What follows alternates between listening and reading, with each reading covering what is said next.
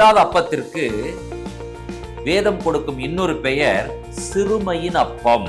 கர்த்தர் உன்னை கொண்டு போய் சேர்க்கும் அந்த ஸ்தானத்தில் பஸ்காவிற்கான ஆடுகளையும் மாடுகளையும் பலியிடு என்று சொல்லிவிட்டு இந்த புளிப்பில்லா அப்பத்தை ஆண்டவர் சொல்லும் பொழுது என்ன சொல்லுகிறார் என்பதை, சிறுமைப்படுத்தப்பட்ட ஆண்டவர் சிறுமியின் அப்பமாக இந்த பூலோகத்திற்கு வந்தார், தன்னையே தாழ்த்தினார், வெறுமையாக்கினார், அடிமையின் ரூபம் எடுத்தார்.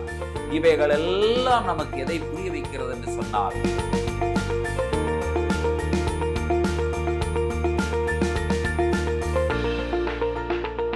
கர்த்தருடைய பரிசுத்த நாமத்திற்கு மகிமை உண்டாவதாக. கர்த்தருடைய பண்டிகைகளை தொடர்ந்து தியானித்து வருகிறோம். இது நிச்சயமாக உங்களுக்கு ஆசீர்வாதமாக இருக்கிறது என்று சொல்லி நாங்கள் நம்புகிறோம். புளிப்பில்லா அப்பம். இஸ்ரவேல் மக்கள் எகிப்தை விட்டு வெளியே வருகிறார்கள். முன் சந்ததி முழுவதும் வனாந்தரத்திலே மடிகிறார்கள்.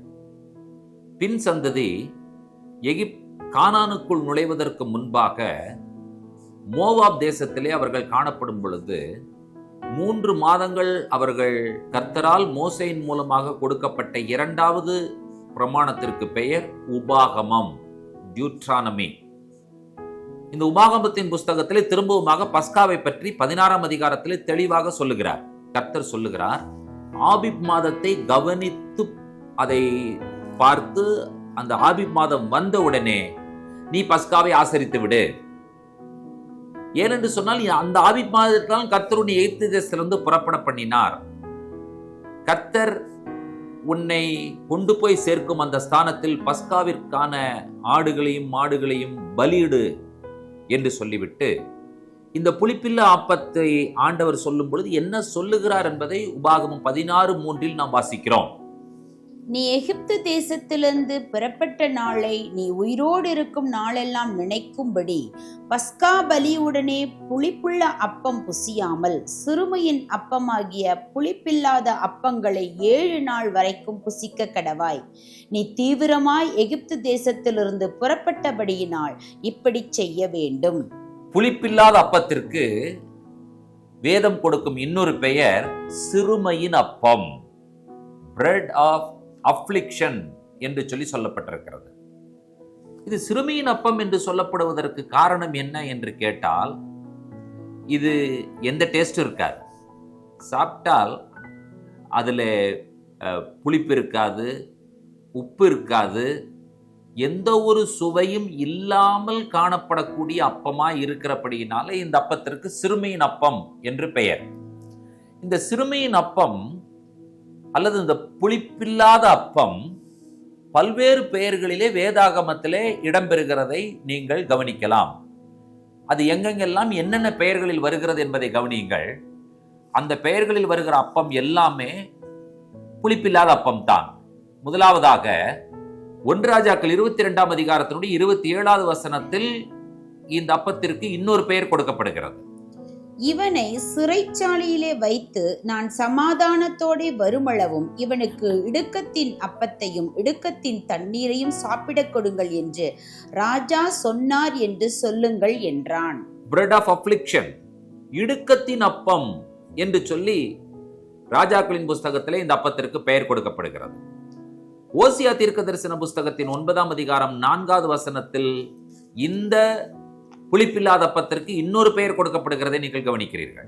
அவர்கள் கர்த்தருக்கு திராட்சரசத்தின் பானபலியை வார்ப்பதும் இல்லை, அவருக்கு அங்கீகரிப்பாய் இருப்பதும் இல்லை.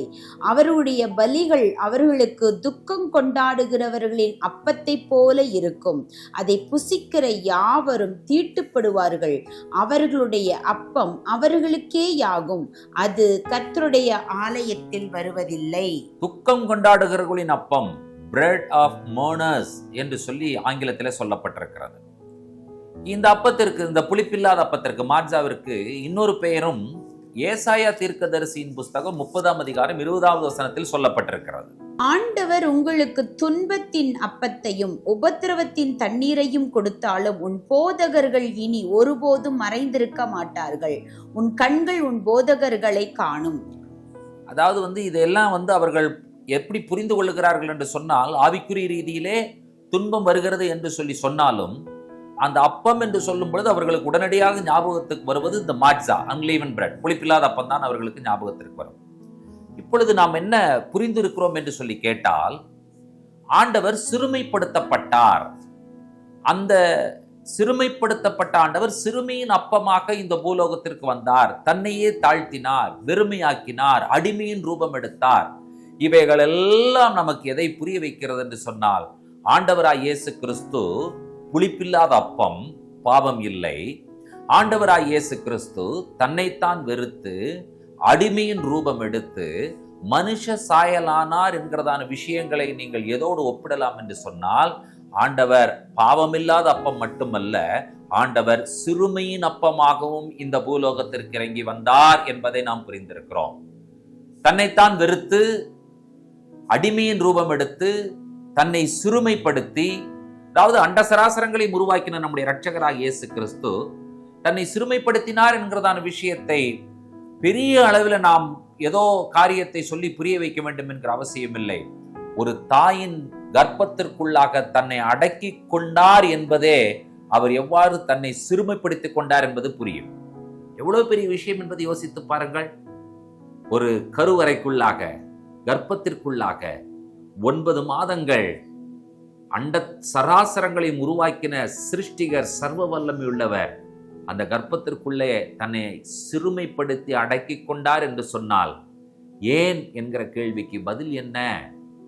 உங்களையும் என்னையும், சிறுமைப்படுத்தப்பட்டவர்களாகிய உங்களையும் என்னையும் இந்த சிறுமைப்படுத்தப்பட்ட நிலையிலிருந்து மீட்டு உயர்த்தி வெளியே கொண்டு வந்து, சிறுமியின் அப்பம் புசித்த நம்மை பாலும் தேனும் ஓடுகிற கானான் தேசத்திற்கு கொண்டு வந்து, அத்திப்பழங்களையும் மாதுளம்பழங்களையும் திராட்சப்பழங்களையும் கோதுமையையும் வார்கோதுமையையும் இப்படி ஊட்டச்சத்து மிகுந்த ஆகாரங்களை உண்ணும் நிலைக்கு ஆண்டவர் நம்மை உயர்த்தி இருக்கிறார்.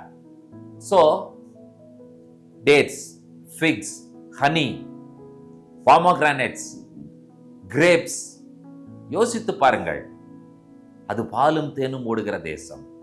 எகிப்தில் சிறுமியின் அப்பத்தை புசித்தவர்களாகிய உங்களையும் என்னையும் ஆண்டவராய் இயேசு கிறிஸ்து தான் இருந்த நிலையிலிருந்து தன்னை சிறுமைப்படுத்தி சிறுமியின் அப்பமாக அவர் உங்களுக்காகவும் எனக்காகவும் மாறி, உங்களையும் என்னையும் சிறுமித்தனத்திலிருந்து வெளியே தூக்கி பாலும் தேனும் ஓடுகிற கானான் தேசத்தில் கொண்டு வந்து நிறுத்தி நம்மை ராஜாக்களும் ஆசாரியர்களும் ஆக்கி இருக்கிறார். அவர் சிறுமைப்படுத்தப்பட்டதனுடைய நோக்கம் சிறுமைப்படுத்தப்பட்டவர்களை உயர்த்துவதற்காக என்கிறதான நற்செய்தி இந்த காலவெளியில சந்தோஷமாக சொல்லிக்கொள்ள விரும்புகிறோம். யாராவது சிறுமியின் அப்பம் புசிக்கிறவர்களாக, துக்கத்தின் அப்பம் புசிக்கிறவர்களாக, இடுக்கத்தின் அப்பம் புசிக்கிறவர்களாக, வேதனையின் அப்பம் புசிக்கிறவர்களாக இருந்து இந்த உலகத்தில் இருக்கிறீர்கள் என்று சொன்னால், இவைகள் எல்லாவற்றிலிருந்தும் கர்த்தர் இரட்சகர் ஆண்டவராகிய இயேசு கிறிஸ்து உங்களை வெளியே கொண்டு வருகிறார். பாலும் தேனும் ஓடுகிற கானான் தேசத்தில் கொண்டு வந்து உங்களை சேர்க்கிறார். நீங்கள் சிறுமைப்படுத்தப்பட்டவர்கள் அல்ல, நாம் உயர்த்தப்பட்டவர்கள், மேன்மைப்படுத்தப்பட்டவர்கள், ராஜாக்களும் ஆசாரியர்கள் என்கிற செய்தியை சந்தோஷத்தோடு சொல்லிக்கொள்ள விரும்புகிறோம்.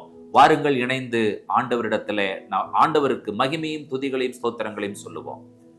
பரலோகத்தில் வீற்றிருக்கிற எங்கள் பரிசுத்தமுள்ள பிதாவே, உம்முடைய நாமம் பரிசுத்தப்படுவதாக. எங்களை சிறுமைப்படுத்தப்பட்ட நிலையில் இருந்த எங்களை உயர்த்தினீர். நீர் சிறுமைப்படுத்தப்பட்ட அப்பமாக இந்த உலகத்திற்கு வந்தீர். எங்களை மேன்மைப்படுத்தி எங்களை உயர்த்தி ராஜாக்களும் ஆசாரியர்களுமாக மாற்றி வைத்திருக்கிறீர். சிறுமையின் அப்பம் புசித்து, துக்கத்தின் அப்பத்தை புசித்து, ஆண்டவரே இடுக்கத்தின் அப்பத்தை புசித்து, வேதனையின் அப்பத்தை புசித்து, வேதனையோடு காணப்படுகிற எல்லா மக்களையும் அந்த சிறுமைப்படுத்தப்பட்ட நிலையிலிருந்து உயர்த்துங்க, வெளியே கொண்டு வாங்க, ஆசீர்வதிங்க, சந்தோஷத்தின் பாதையில் அவர்களை நடத்துங்க. நம்முடைய திவ்ய கரங்களில் தாழ்த்தி சமர்ப்பிக்கிறோம். துதி கனமை உமக்கே ஏறெடுக்கிறோம். இயேசு கிறிஸ்துவின் வல்லமுள்ள நாமத்தில் வேண்டிக் கொள்கிறோம் பிதாவே. ஆமேன், ஆமேன். நம்முடைய கர்த்தராகிய இயேசு கிறிஸ்துவின் கிருபையும் பிதாவாகிய தேவனுடைய அன்பும் பரிசுத்த தேவாவியானவருடைய அந்யோன்ய ஐக்கியமும் சிநேகமும் நம்மனரோடும் கூட கர்த்தருடைய வருகை பரியந்தம் நீடித்து நிலைத்திருப்பதாக. ஆமேன், ஆமேன். தேவ சமாதானமும் கிருபையும் பெருகுவதாக. ஷலோம்.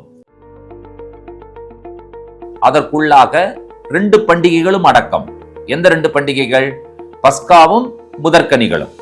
ஷோயிங் அவர் கிராட்டிடியூட், அதாவது நம்மளுடைய நன்றியை, நமக்கு நன்றி உள்ள இருதயம் இருக்கிறது என்பதை காண்பிப்பதற்கான ஒரு அடையாளமாகும். கர்த்தர் நமக்கு செய்கிற ஏராளமான நன்மைகள், ஆசீர்வாதங்கள், அதிலே விசேஷித்த விதமாக நாம் நன்மை ஆசீர்வாதம் என்று சொல்லி அறிக்கை செய்ய வேண்டியது யாரை என்று சொன்னால், எதை என்று சொன்னால்,